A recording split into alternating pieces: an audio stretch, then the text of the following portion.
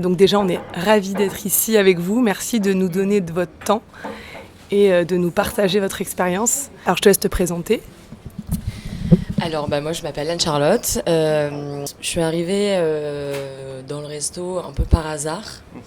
J'étais pas forcément prédestinée, ou en tout cas je pensais pas que ça allait arriver à ce moment-là dans ma vie.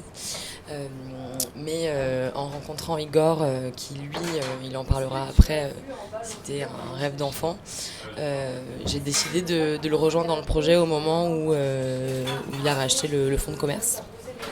Alors l'environnement de la restauration a toujours été quelque chose qui m'intéressait. J'étais déjà une très bonne cliente. Bar, resto, hôtel, c'est toujours... j'adore les environnements où il y a du monde, où ça vit, où on peut avoir des petites claques culinaires ou avec du vin, juste comme ça. Et j'avais toujours eu un peu ce truc en tête en me disant j'ai jamais fait entre guillemets de saison plus jeune, j'aurais dû, etc. Parce que maintenant... la vie d'adulte, c'est travailler, être dans un bureau, etc. Et c'est trop tard, voilà. Et en fait, quand Igor et moi on s'est rencontrés, que je l'ai rejoint dans le projet, et que je m'y suis mise à 100%, en fait, je me suis dit que c'était ça qui me plaisait énormément et c'est devenu une passion. Ça s'est développé en moi à ce moment-là. Et j'en suis vraiment ravie parce que c'est un métier où on apprend tous les jours.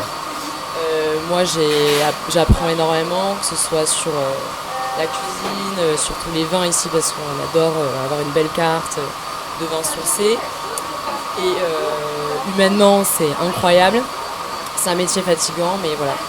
Donc ça fait 1 an et demi qu'on a ce resto et il y en aura d'autres je pense. Moi c'est Igor, du coup associé et compagnon d'Anne-Charlotte. Moi c'est un rêve d'ado, on va dire, d'ouvrir mon restaurant. J'ai mis le nez dedans à 18 ans quand j'ai bossé pour la première fois en restauration. J'ai adoré. Pendant toutes mes études en école de commerce, j'ai bossé en resto et en fait j'étais vraiment passionné. Je me suis toujours dit que j'aurais forcément un avenir dedans et j'avais très envie. Et tous mes copains m'ont poussé à peu près à mes 25 ans. Vas-y, t'as des étoiles dans les yeux quand tu parles de la restauration, de bouffe. Moi, je viens de Lyon, donc quand même capitale de la gastronomie. Donc j'étais quand même toujours fourré dans les restos et en plus il y a une grosse scène bouffe là-bas. Donc j'y étais souvent et puis de fil en aiguille, à entendre les proches, les amis, la famille, etc. Je me suis reconverti. Ouais, j'ai fait une école qui s'appelle Ferrandi à Paris, entre autres, pour me spécialiser sur des éléments qui me manquaient, sur la gestion, etc. Je suis parti de Lyon, je suis arrivé à Marseille, je me suis mis avec marché Cher et Tendre. J'ai bossé chez Placette et chez Travers pour me remettre un peu dans le milieu de la restauration à Marseille, voir comment ça fonctionnait. C'est 2 mondes différents entre Lyon et Marseille. Ça peut rien avoir, c'est pas les mêmes fournisseurs, pas la même façon de faire, etc. Et donc du coup je suis tombé sur les Eaux de Mars. C'est avéré que Ancha habitait juste derrière, une rue derrière le restaurant. Donc j'ai appris à connaître le quartier. Puis du coup je me suis dit que c'était quand même vraiment une super affaire. Une super affaire dans le sens où c'est quelque chose qui tournait bien, qui était bien situé, avec une terrasse, avec une bonne clientèle. La même vision que ce que j'avais en tête, c'est-à-dire le partage, avoir un truc, en avoir plein la table, etc. Et voilà, donc j'ai commencé, on va dire, un peu tout seul, parce que Ancha n'était pas encore dedans, comme elle vient de le dire. Elle était en questionnement sur sa vie professionnelle. Je ne dirais pas à ta place, mais voilà, c'était ça. On était dans les mêmes croisées des chemins tous les deux. Et au final, je me suis rendu compte que c'est pas juste de la gestion au quotidien. Il y a de la gestion des factures, il y a la gestion de la com, il y a pas mal de choses à gérer. Et bon, je lui ai demandé de l'aide, et au final, maintenant on bosse tous les jours ensemble. Donc comme on disait, elle va plutôt gérer cette partie-là, communication, finance, etc. Tandis que moi, je vais être vraiment au quotidien auprès des équipes. Ce matin, je suis allé faire des courses pour suppléer ce qui manquait. Et puis, on va faire la carte des vins. Et je vais être plutôt au quotidien, quoi. Voilà. Ok, merci pour ces précisions. On va commencer par, même si tu as spoilé un petit peu le début de l'histoire. Donc on est devant votre restaurant. qui s'appelle Les Babines de Mars. Déjà, parler du nom et de l'esthétique de la façade. Il y a un logo, j'imagine. J'ai pas vu si vous aviez une carte. Okay. Parler d'identité. Alors, j'ai compris que ce projet est né au départ d'une passion qui est la tienne et après d'une histoire commune, une histoire de partage aussi. Donc en fait, ici, ça a déjà toujours été un restaurant. Avant les Eaux de Mars qu'on a racheté, c'était le Petit Longchamp et avant le Petit Longchamp, c'était encore un autre resto. Donc ça fait une trentaine d'années que l'angle ici est un endroit, bar, resto, etc. Nous, on a racheté donc les Eaux de Mars, qui était un resto qui rayonnait énormément à Marseille et même au-delà, parce qu'il y a beaucoup de gens de passage, de touristes qui venaient vraiment pour ce lieu-là. Pourquoi il s'appelait les Eaux de Mars ? Parce qu'on est dans le quartier Longchamp, qui est un quartier assez emblématique de la ville, parce que le palais a été érigé pour fêter l'arrivée des eaux à Marseille. Et d'où l'ancien nom du resto, les Eaux de Mars. C'est la raison pour laquelle il l'avait renommé comme ça. Et nous, parce que on a décidé de garder notamment une partie des employés et une partie du concept des fournisseurs de vision, comme le disait Igor. Igor, lui, il voulait appeler depuis longtemps son resto Babine. Et du coup, en réfléchissant, en fait, on s'est dit on va faire un petit clin d'œil en gardant de Mars pour que déjà ça fasse une transition plus smooth pour les clients, qui comprennent que c'est encore un peu mais pas trop. Et en fait, les babines de Mars, ça fait aussi un peu appel à toutes les petites babines de Marseille qui vont venir au resto et se régaler. Et ça allait bien dans le concept de base, quoi. Voilà. Je sais pas si tu veux rajouter quelque chose. Cette idée de se lécher les babines, et donc du coup le logo c'est mon beau-frère qui l'a fait, qui est graphiste, qui travaille en faisant beaucoup de dessins. Il a fait une série télé, etc., animée, donc naturellement je me suis tourné vers lui, parce qu'en plus d'être excellent, c'était gratuit. Tu peux le citer peut-être ? Oui, c'est Douglas Cavana. Maintenant il fait pas mal de musique aussi pour les films. Là il fait le dernier Evil Dead, il va faire des films d'horreur, etc. Et du coup il décide, c'est très marrant parce que du coup il va faire des musiques pour les films d'horreur, et à côté de ça ses dessins c'est très gentil, c'est super mignon et tout. Et donc du coup je lui ai dit j'ai besoin d'un logo, les babines de Mars, je veux qu'on voit ce côté assiette évidemment parce qu'on a un restaurant, mais on a aussi ce côté bar à vin, en tout cas avec une grosse proposition. Donc c'est comme ça qu'il est composé, avec une grosse assiette de pâtes boulettes et un verre à vin, un verre de vin. Et voilà, pour le logo c'est tout simple et c'est venu assez naturellement. Et pour la devanture, pour préciser, c'est Signalt qui a fait lettrage, la peinture. Est-ce que tu peux décrire la façade ? Ouais, la façade c'est une grande, déjà c'est en angle, c'est un bleu, presque un bleu roi, avec une écriture orange. Donc vous voulez quelque chose qui soit facile à retenir, qui soit joli, qui anime un petit peu aussi le quartier, parce qu'on a un resto de quartier avant tout. Et donc du coup c'est Lucas de Signal qui a fait les dessins sur la devanture. Donc c'est sur le haut, et les battants, là où on range les portes, il va y avoir le logo avec les indications lundi au vendredi, déjeuner et dîner, midi et soir. C'est marrant parce que là, donc moi je vois la façade, t'as pas parlé des couleurs, enfin t'as parlé du bleu, une sorte de bleu qui s'apparente un peu au bleu majorel, enfin on va dans ou outre-mer, et la typographie elle est jaune. Et alors c'est drôle parce que t'es quand même habillée en jaune et bleu, et je sais pas si c'est toujours, si c'est ta tenue. Voilà. Ouais. Ok. Tu veux que je te laisse aussi un peu la suite, là, on rentre dans le restaurant, on a parlé de la façade, on a parlé de cette couleur, de la typographie, avec des lettres plutôt rondes et quelque chose de doux. On arrive dans votre restaurant. Ouais. Est-ce qu'on peut parler du coup du concept ? Est-ce que vous, c'est parti de la cuisine ? Est-ce qu'il y avait une vraie empreinte dès le départ, une volonté de faire tel ou tel type de cuisine ? Est-ce que c'est parti du lieu ? Comment est né le concept ? En fait, par un heureux hasard, c'est ce que j'avais en tête quand moi je montais mon business plan, c'est-à-dire quelque chose autour du partage, en avoir plein la table, des assiettes à partager, une belle carte des vins, parce que je suis amateur de vin et en plus on s'est tous formés là-dessus, toutes les équipes, etc. Mais à la base, c'était vraiment cette idée-là. Et ouais, du coup, c'est vraiment cette idée de cuisine de partage, des produits locaux. On est en Provence, on a la chance d'avoir des fruits et légumes tôt jusqu'à tard dans l'année, avec des produits de dingue, les produits de la mer, etc. Donc vraiment, c'est presque normalement, enfin de façon normale, je me suis dit oui, ça sera comme ça.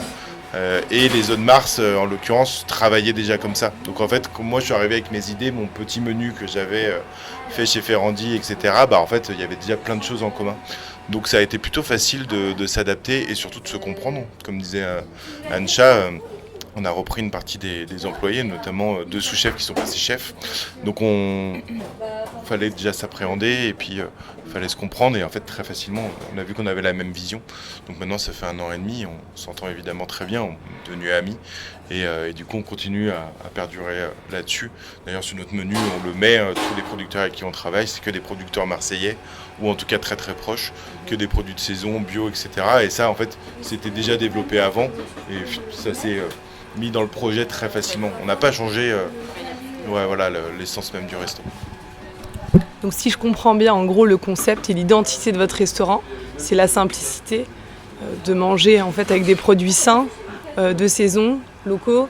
Et voilà, pour vous, en tout cas, la restauration, c'est ça. C'est la simplicité. Il n'y a pas besoin d'en faire des caisses et d'avoir la simplicité, quoi. Ouais, et du bon. Je dirais même... alors la simplicité, oui, ça c'est hyper important, mais on a quand même une approche, et en tout cas la cuisine des chefs est quand même une cuisine très raffinée, mais raffinée ne veut pas forcément dire cher chez nous. Donc l'idée c'est vraiment de rendre accessible une cuisine qui est quand même assez complexe. Ça ne veut pas dire pas accessible, mais complexe parce que l'intégralité de ce qu'on fait est fait maison, sauf le pain. Donc toutes les huiles, toutes les sauces, les alcools utilisés, on va récupérer par exemple en ce moment on a récupéré les noyaux de cerise pour faire de l'alcool de cerise pour l'intégrer quelque part. On a ramassé des feuilles de figuier chacun parce qu'à la carte en ce moment on a un cheesecake infusé à la feuille de figuier. Donc c'est vraiment tout utilisé. Lorsqu'on reçoit des thons, on les reçoit entiers, on garde des arêtes pour en faire une sauce XO. C'est aussi, c'est évidemment tout ce côté local, etc. Mais il y a quand même beaucoup de recherche et de travail pour proposer des plats qu'on ne voit pas ailleurs. Et aussi un peu ce truc de sublimer un produit brut. Enfin, en ce moment, on a à la carte une tomate. On pourrait se dire, c'est une tomate avec de la ricotta. Non, parce qu'elle a été faite en saumure, il y a 12 heures de travail dessus, on enlève la peau. Et finalement, elle trône au milieu de l'assiette. Mais ça permet vraiment de mettre en valeur le produit et les producteurs aussi, parce qu'on a de la chance d'être avec des gens qui produisent des fruits et légumes qui ont énormément de goût. Et voilà, donc il y a évidemment ce côté simplicité, générosité, mais de complexité de travail derrière, à des prix accessibles.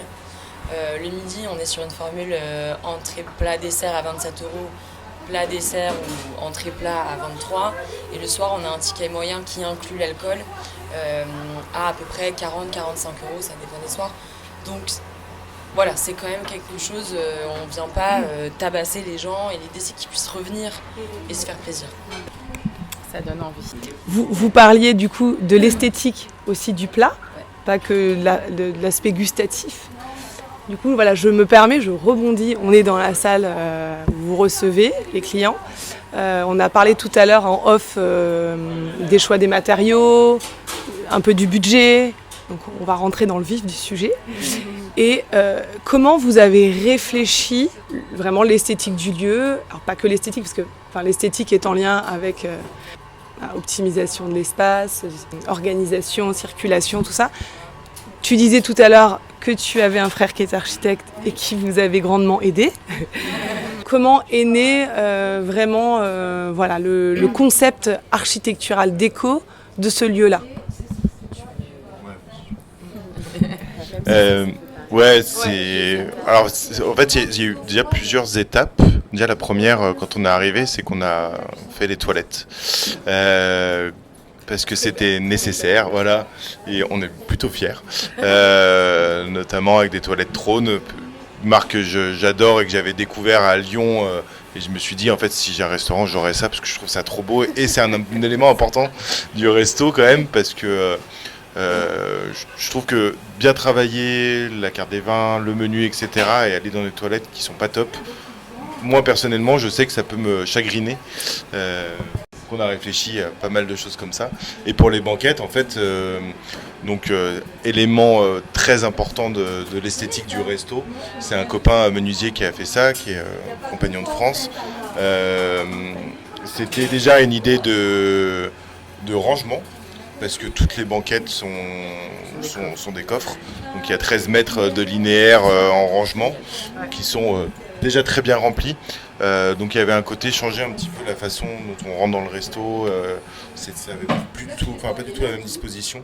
Et voilà, avoir un bois chaleureux, ce qu'on disait juste avant entre nous, avoir quelque chose d'assez clair, où la lumière peut venir aussi un petit peu du sol, entre guillemets. Voilà, on a envie de se poser, de rester, traîner un petit peu. On s'est même fait la remarque hier soir, comparé à l'année dernière où il n'y avait pas les banquettes, à peu près à ce moment de l'année, un tout petit peu plus tôt. Les gens traînaient un petit peu moins, voulaient absolument être en terrasse, et en fait on s'est rendu compte que les gens qui voulaient être dehors, au final, une fois qu'ils étaient installés, ils étaient très bien à l'intérieur. Voilà, et on a tout changé. Je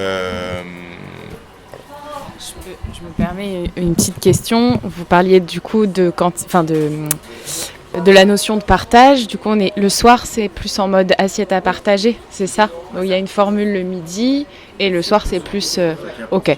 Donc on est bien et on a intérêt à ce qu'on reste et que le client reste et qu'il recommande et recommande et recommande. Ils étaient venus pour une assiette, boire un verre. Ils étaient au comptoir. Moi, je suis au bar tous les soirs et Ancha est en salle. Et au final, ils ont pris 4-5 assiettes, 5-6 verres de vin, le digestif, etc. Ils ont passé une excellente soirée en reprenant leur terme. Ils sont partis en dernier alors qu'ils sont venus en premier. Donc je me permets de rebondir. L'histoire des banquettes, c'était à la fois un aspect pratique, de se dire ok, on va trouver des rangements, un aspect esthétique, de se dire ok, on a envie que notre resto il soit cocooning, confort. Le confort, on en parlait avec avec Maxence, là, le restaurateur de Taquin. Ça faisait partie d'une des valeurs et hyper important, le confort. Donc, je me permets de revenir sur les collaborations que vous avez faites avec ton frère, avec le graphiste, et par les budgets un petit peu. Dans les questions là qu'on s'était dit, c'est comment vous n'avez pas prospecté, vous n'êtes pas dit on va allouer un budget sur toute la partie concept architectural et déco, parce que clairement, le budget devait aller ailleurs. Je sais pas, en fait je pose la question en affirmant les choses, mais pour vous c'était important, en tout cas d'avoir le concept, c'est pas que le concept, trouver le nom. C'est aussi... Oui, la nourriture, non, ça passe aussi par la déco et l'aménagement et le sentiment, l'expérience globale que vont avoir les clients, quoi. Et après, si on parle budget, nous, à la base, la cuisine, je pense que si on avait su qu'on allait se lancer dans des travaux comme ça, au début, je pense qu'on l'aurait pas fait comme ça. Mais parce qu'en fait... il y avait un problème, on va dire plutôt technique, et les machines étaient un petit peu vieillissantes et un peu tous les jours on savait pas trop ce qui allait nous lâcher. Donc en cuisine, ouais. Et du coup, là où on s'est dit, il faut qu'on contacte un cuisinier professionnel. On a vu le budget, puis après on s'est dit, mais en fait, on a la cuisine, ok, mais il faut l'entourer, il faut la packager la cuisine, parce qu'il n'y a rien en fait.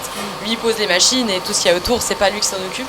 Donc c'est là où on a appelé mon frère. Et en fait, de fil en aiguille, le projet s'est construit comme ça et les toilettes, hein ? Il avait fait les toilettes. Oui, mon frère qui avait déjà fait les toilettes.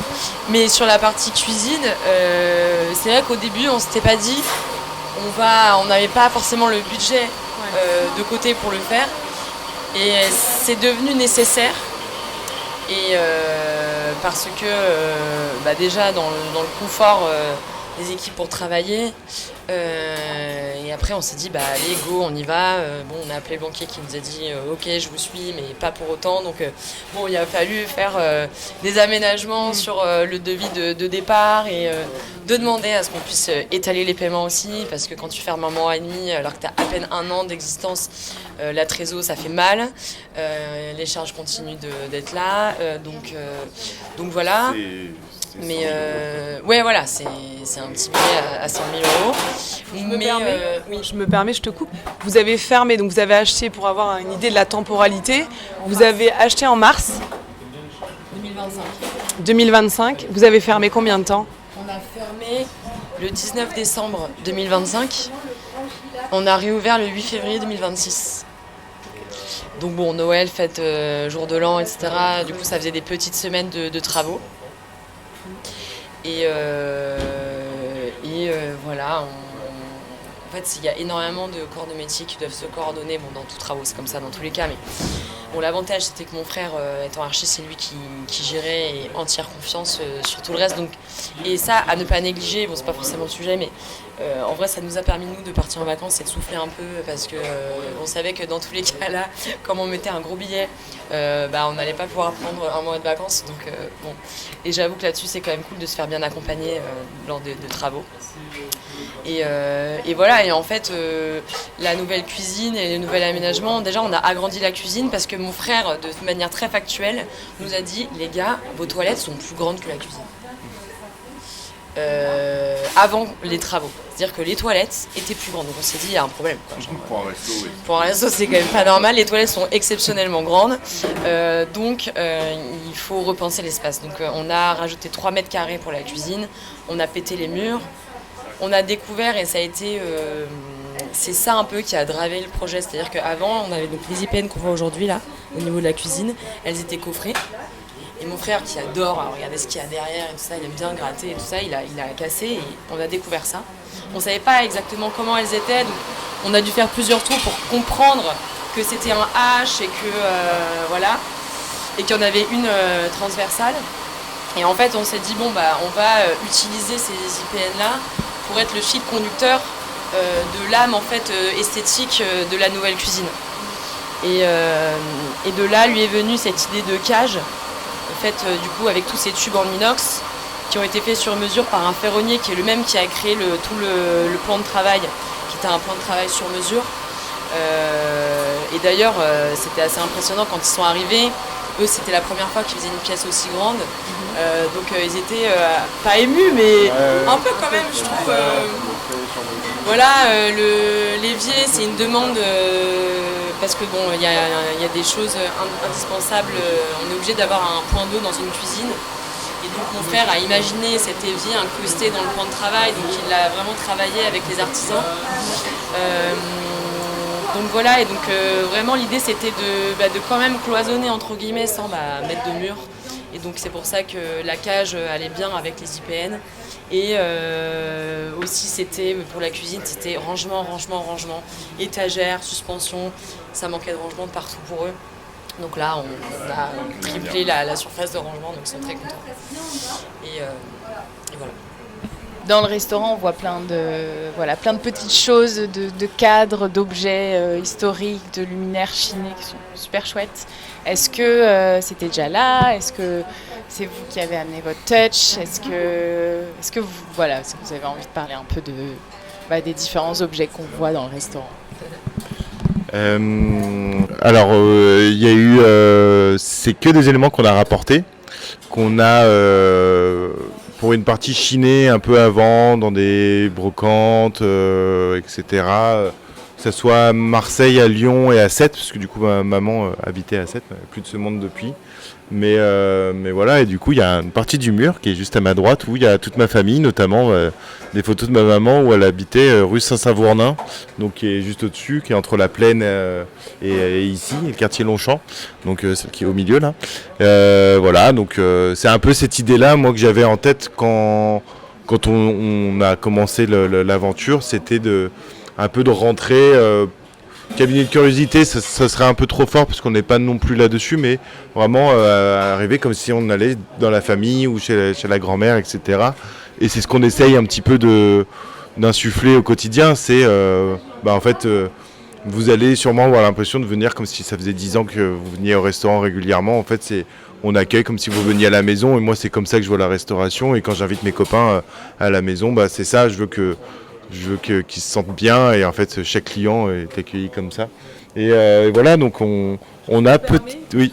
Je me permets, parce que là tu parles des cadres qui amènent vraiment un élément déco cocooning qui sont au-dessus des banques personnelles, où comme tu dis, je pense que chacun peut s'identifier. Et il y a cette lumière qui est hyper importante. Ce qu'on voit dans ce restaurant, c'est qu'au-dessus de la banquette, tu as 3 luminaires qui sont des luminaires qui font un peu esprit vintage, un peu esprit années 70. Tu as aussi de la lumière autour du bar qui vient comme un ornement. Cette lampe un peu art déco, il y a Tiffany. C'est non Tiffany. Voilà, tu as chiné. Oui, exactement, ouais. Magnifique. Voilà. Parlez-nous aussi de la lumière. Comment vous l'avez réfléchi? Et toi, tu l'avais imaginé avant.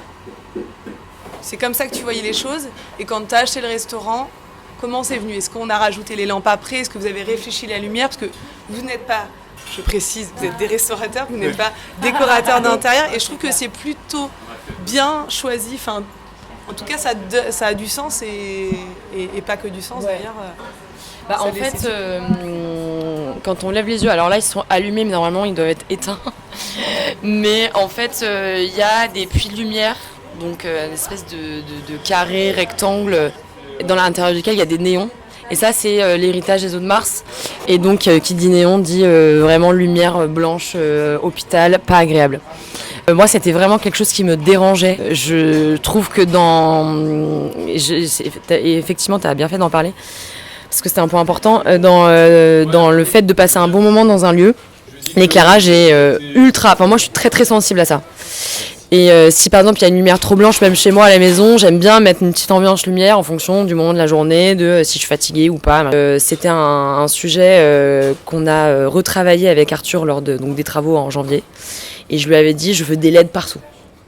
Voilà. Donc, il nous en a mis. Donc, on a fait créer ce puits de lumière ici. On a créé le puits de lumière au-dessus du bar. Et on a rajouté au niveau du comptoir de la cuisine actuellement, qui en plus du coup met en avant la maçonnerie, et donc ça rend le truc vraiment sympa.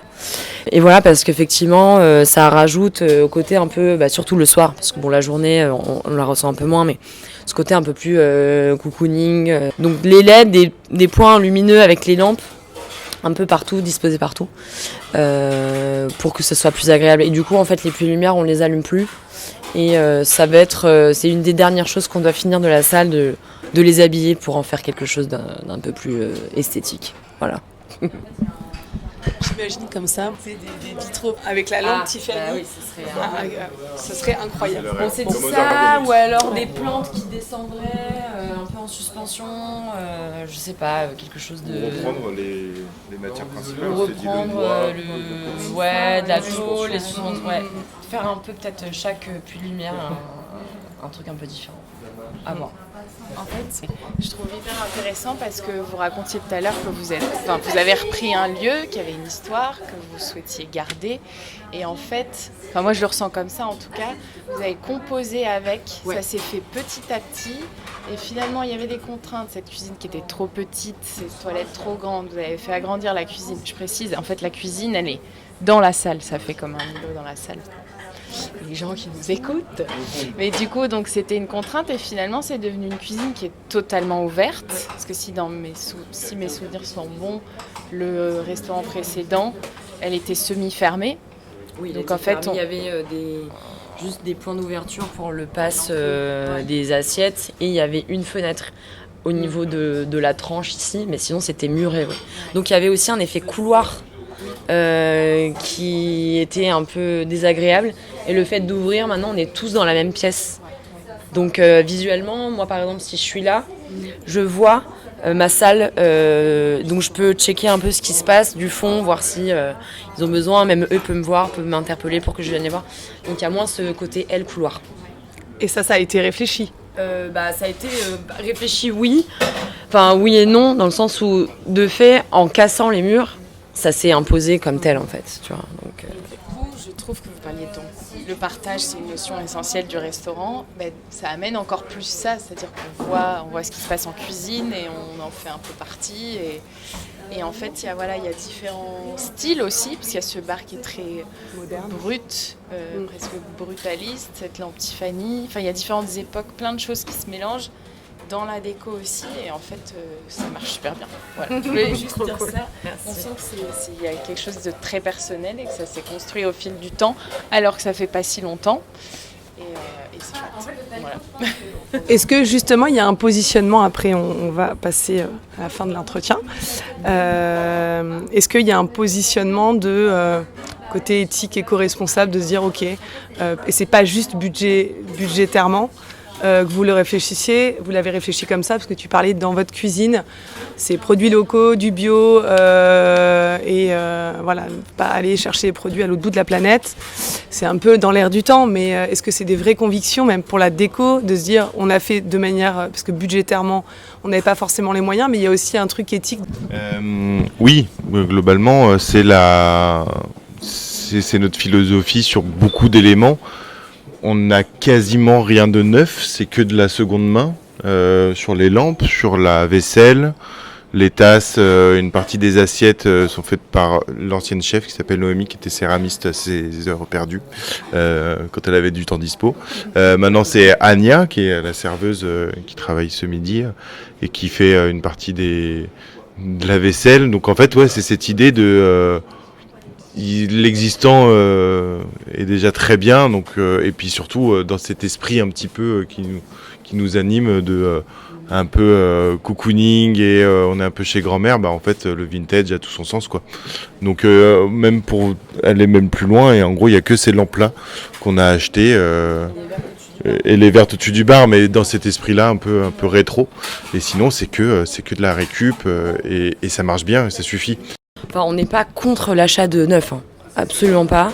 Mais il y a un peu des deux. Il y a beaucoup de récup et un peu de choses neuves, parce que c'est aussi ça qui crée le côté parfois un peu plus actuel, moderne. Et voilà, et puisqu'on aime bien et on n'est pas extrémiste, dans rien d'ailleurs. Donc voilà, les deux marchent. Est-ce que du coup vous envisagez des nouveaux aménagements ? Est-ce que vous avez d'autres projets pour le restaurant dont vous avez envie de parler ? Il y a le bar, qui est, alors pas la pièce qui entoure le bar, mais plutôt tout ce qui va être les frigos. Là c'est plus une histoire de confort de travail et de nouveauté. Là pour le coup on est obligé d'aller sur du neuf. Mais, et puis la terrasse aussi, qu'on aimerait refaire, mais bon là pareil, on attend plutôt l'année prochaine de rentrer un peu d'argent et de diluer un peu tous les investissements, parce que voilà. Et après une fois qu'on aura fait ça, je pense qu'on aura à peu près tout fait.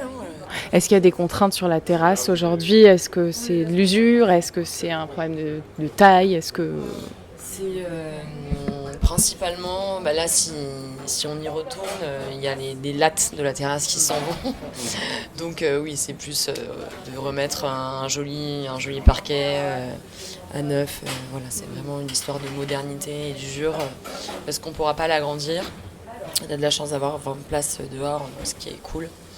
Et puis vu qu'on fait entièrement confiance en Arthur, qui sera sûrement sur le projet, il va forcément réussir à nous trouver des petits éléments décoratifs plus pratiques, parce qu'on est à l'extérieur, donc proche de la route, avec des poteaux, des barrières qui protègent la terrasse, et donc du coup on peut imaginer différemment, avec des manches debout ou un peu plus de place, en tout cas repenser cet espace pour le coup qui est vraiment limité et délimité par les poteaux avec des plantes, etc. Mais ouais, il y a des éléments à faire. Il trouvera forcément, il y a toujours des idées à avoir.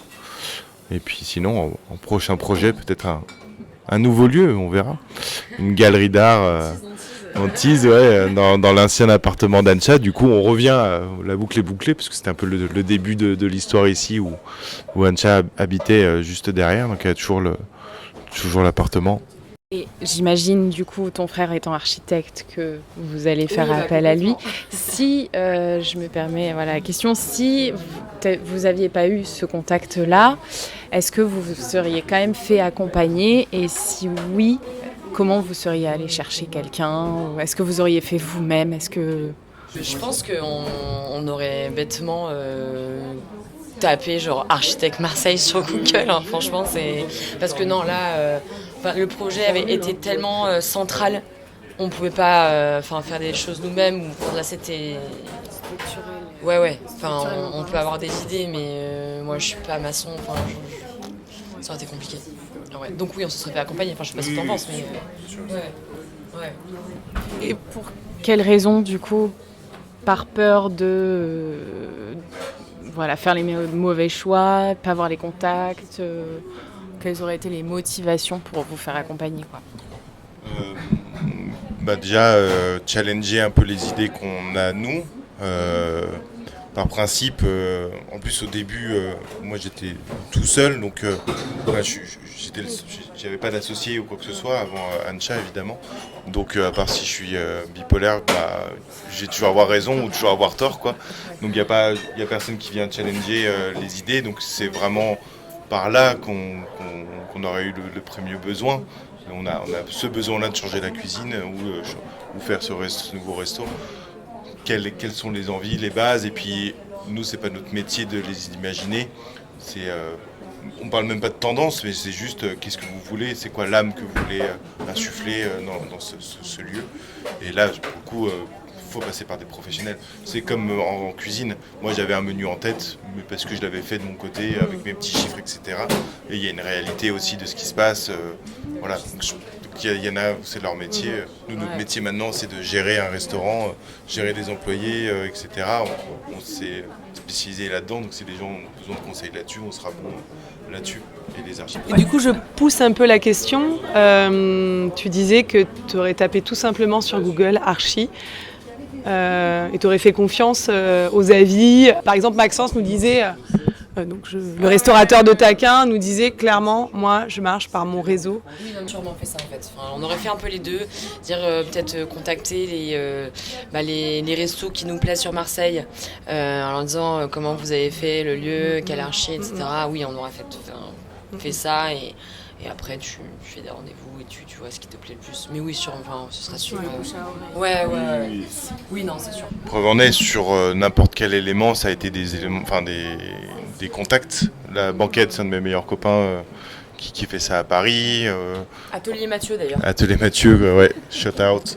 Parce qu'il bosse super bien, mais en fait, naturellement, on se tourne vers les amis, parce qu'on va en parler, et puis du coup, les discussions sont beaucoup plus ouvertes. Et du coup, Arthur, c'est arrivé un peu comme ça. Genre, il a dit, moi, je suis là, je suis dispo. Vas-y, oui, effectivement, viens, on discute. Et puis, au final, de fil en aiguille, qui plus est, il a fait du super boulot. Ouais, c'est naturellement. Ouais. La petite question un peu rituelle. Donc on a fait le tour de votre restaurant. Je ne sais pas si vous en avez un plat ou une assiette, un plat un peu signature. Et si vous deviez donner une couleur à votre plat signature, ce serait quelle couleur? Je vais reparler de ma petite tomate, moi, je crois. Parce qu'en plus, là, on a des tomates zébrées, donc elles sont un peu nervurées, donc elles sont jolies. Et si je lui donnais une couleur, ce serait peut-être un orange, un peu clémentine, un truc comme ça, parce qu'elles ont cette couleur-là. Ce serait tomate en saumure, plein de goût, avec la ricotta. Il y a quand même un côté gourmand, amené par le fromage, qui est très cool, quoi. Moi, je vais pas faire très originel parce que c'est un plat qui est à la carte actuellement, mais c'est le maquereau qu'on a fumé avec des groseilles, une sauce XO, et en fait c'est un peu l'essence du resto, c'est-à-dire que pour le coup c'est local. Je vais le chercher lundi matin au Vieux-Port, il est sorti du bateau, il l'a mis sur le banc et j'ai chopé les maquereaux qui étaient en plus vraiment magnifiques, qu'on a travaillé le jour même et le lendemain en les faisant fumer, avec une sauce avec des arêtes du thon qu'on avait juste avant, des groseilles qu'on venait de recevoir le mercredi, donc vraiment le plat en fait est super coloré. Il n'y a pas qu'une couleur, mais de toute façon, j'aurais dit forcément jaune ou orange, parce que du coup, j'en porte. Et c'est l'emblème du resto. Et c'est ma couleur préférée. Mais ouais, c'est cette espèce de truc qui pète, quoi, en fait. Faut que ça envoie. Et c'est comme ça qu'ils imaginent la cuisine. Faut qu'il y ait vraiment cet élément qui vient kicker. Pas forcément un truc acide ou quoi, mais vraiment que ce soit visuel ou gustatif. Il y aura forcément ce petit truc, ce petit trait. Et c'est comme ça qu'on a toujours un élément phare dans nos plats, quoi. Merci. Merci à vous, c'était trop bien. Merci d'avoir pris ce temps-là. Merci à vous. Et à très bientôt. Faites bon vent.